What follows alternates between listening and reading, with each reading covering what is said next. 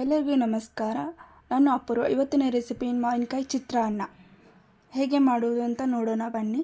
ಮೊದಲಿಗೆ ಒಂದು ಪಾತ್ರೆಯನ್ನಿಟ್ಟು ಅದಕ್ಕೆ ಎಣ್ಣೆ, ಸ್ವಲ್ಪ ಜೀರಿಗೆ, ಸಾಸಿವೆ, ಶೇಂಗಾ, ಉದ್ದಿನಬೇಳೆ, ಕಡಲೆಬೇಳೆ ಹಾಕಿ ಸ್ವಲ್ಪ ಫ್ರೈ ಮಾಡಿ. ಆನಂತರ ಸ್ವಲ್ಪ ಗೋಡಂಬಿ, ಒಣಮೆಣಸಿನಕಾಯಿ, ಈರುಳ್ಳಿ, ನಂತರ ಈರುಳ್ಳಿ ಹಾಕಿ ಇದನ್ನು ಕೂಡ ಚೆನ್ನಾಗಿ ಫ್ರೈ ಮಾಡಿ ಸ್ವಲ್ಪ ಲೋ ಫ್ಲೇಮಲ್ಲಿಟ್ಟು ನಂತರ ಅದಕ್ಕೆ ಹಸಿಮೆಣಸಿನಕಾಯಿ ಹಾಕಿ ನಂತರ ಇದಕ್ಕೆ ಅರಿಶಿನ ಪುಡಿ, ಗರಂ ಮಸಾಲ, ತುರಿದಿಟ್ಟ ಮಾವಿನಕಾಯಿ ಹಾಕಿ ಚೆನ್ನಾಗಿ ಬಾಡಿಸಿ ನಂತರ ಇದಕ್ಕೆ ರುಚಿಗೆ ತಕ್ಕಷ್ಟು ಉಪ್ಪು ಹಾಕಿ ನಂತರ ಇದಕ್ಕೆ ಅನ್ನವನ್ನು ಹಾಕಿ ಚೆನ್ನಾಗಿ ಕಲಿಸಿ. ಇಷ್ಟು ಮಾಡಿದರೆ ಸಾಕು. ಟೇಸ್ಟಿಯಾಗಿ ಹಾಗೂ ಸಿಂಪಲ್ ಆಗಿ ಮಾವಿನಕಾಯಿ ಚಿತ್ರಾನ್ನ ರೆಡಿಯಾಗುತ್ತೆ. ತುಂಬಾ ರುಚಿಯಾಗಿರುತ್ತೆ. ನೀವು ಟೇಸ್ಟ್ ಮಾಡಿ ನೋಡಿ. Thank you for watching the video. Please subscribe.